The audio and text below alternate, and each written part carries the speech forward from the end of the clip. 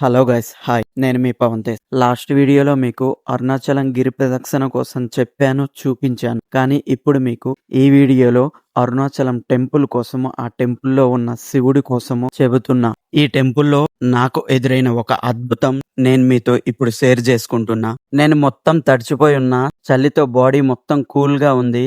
Once temple లోపలికి వెళ్ళాక బాడీకి మొత్తం హీట్ గా తగిలింది. టెంపుల్ లోపలికి అడుగు పెట్టిన వెంటనే ఏదో తెలియని శక్తి నా బాడీకి తగిలినట్టు అనిపించింది. అది ఎట్లా అంటే వేడిగా నా స్పర్శ నా శరీరానికి తగిలింది. అండ్ ఈ టెంపుల్లో మొత్తం రాయితో చేసి ఉన్నది కదా, ఈ రాళ్ళు కూడా బయట ఎంత చలిగా ఉంది, వర్షంతో ఎంత కూల్ గా ఉంది, లోపల మాత్రము ఈ రాళ్ళు కూడా చాలా హీట్ గా ఉన్నాయి. అండ్ ఈ లోపల ఈ హీట్ నేమొచ్చి కంట్రోల్ చేయడానికి వీళ్ళు చాలా ఫ్యాన్లు అండ్ ఎయిర్ కూలర్స్ కూడా పెట్టున్నారు.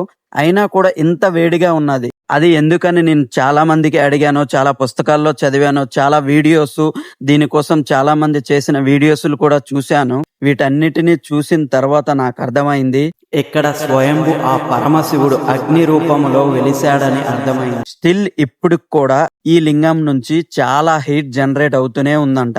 అరుణాచలం వెళ్ళిన వారికి, ఈ టెంపుల్ లోపలికి వెళ్ళిన వారికి ఈ అద్భుతం మీకు ఎదురైందా?